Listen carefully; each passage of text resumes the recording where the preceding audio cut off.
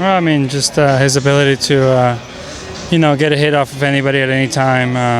Win batting titles year in and year out. I saw a stat the other day that, he's the second best career batting average since Ted Williams, and that's things like that are really what made him special as a ball player. Did it be easy to want to be like him as a ball player when you grew up because you're both lefties? Oh, absolutely. He is who I wanted to be growing up, and when I was a kid, all I would want was hits in the 5.5 hole. That's all you can think about.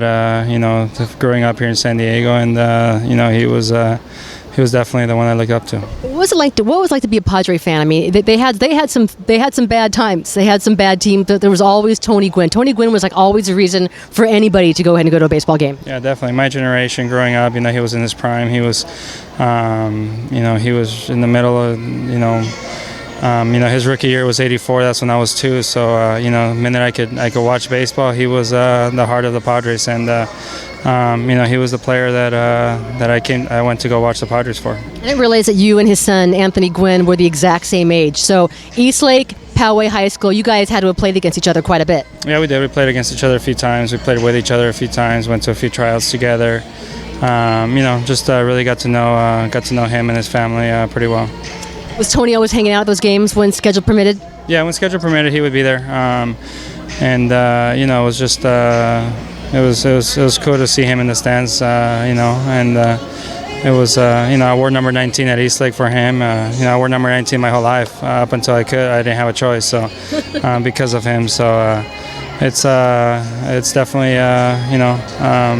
for me he was my childhood hero. Tony Gwynn loved to talk hitting with anybody that would allow it. What's the best piece of advice he ever gave to you at any stage in your career?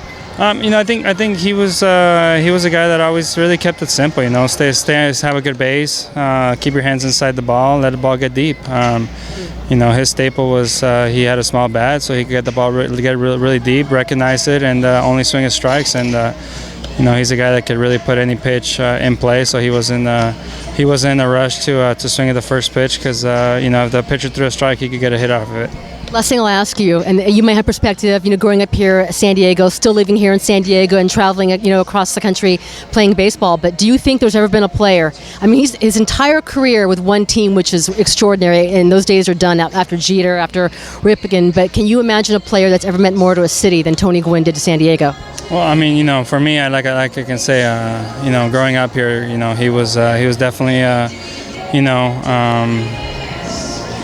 the reason why I love baseball. He was, when I played in the backyard, and you could try to beat somebody or imitate somebody's stance, it would always be his. So, the love for the game comes from many areas, but for me, a lot of it came from Tony Gwynn.